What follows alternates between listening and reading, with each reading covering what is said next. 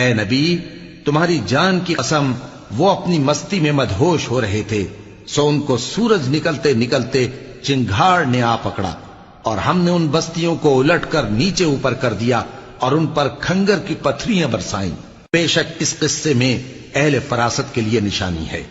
اور وہ بستیاں اب تک شام جانے والے سیدھے رستے پر موجود ہیں۔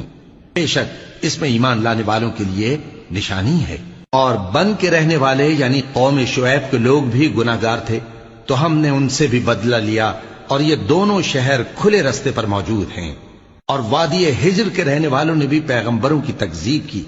ہم نے ان کو اپنی نشانیاں دیں اور وہ ان سے منہ پھیرتے رہے، اور وہ پہاڑوں کو تراش تراش کر گھر بناتے تھے کہ امن و اطمینان سے رہیں گے۔ آخر زوردار آواز نے ان کو صبح ہوتے ہوتے آ پکڑا، اور جو کام وہ کرتے تھے وہ ان کے کچھ بھی کام نہ آئے۔ اور ہم نے آسمانوں اور زمین کو اور جو مخلوقات ان میں ہے سب کو تدبیر کے ساتھ پیدا کیا ہے، اور قیامت تو ضرور آ کر رہے گی، تو تم ان لوگوں سے اچھی طرح سے درگزر کرو۔ کچھ شک نہیں کہ تمہارا پروردگار ہی سب کچھ پیدا کرنے والا ہے، جاننے والا ہے۔ اور ہم نے تم کو 7 آیتیں جو نماز میں دہرا کر پڑھی جاتی ہیں، یعنی سورہ الحمد اور عظمت والا کلام عطا فرمایا ہے۔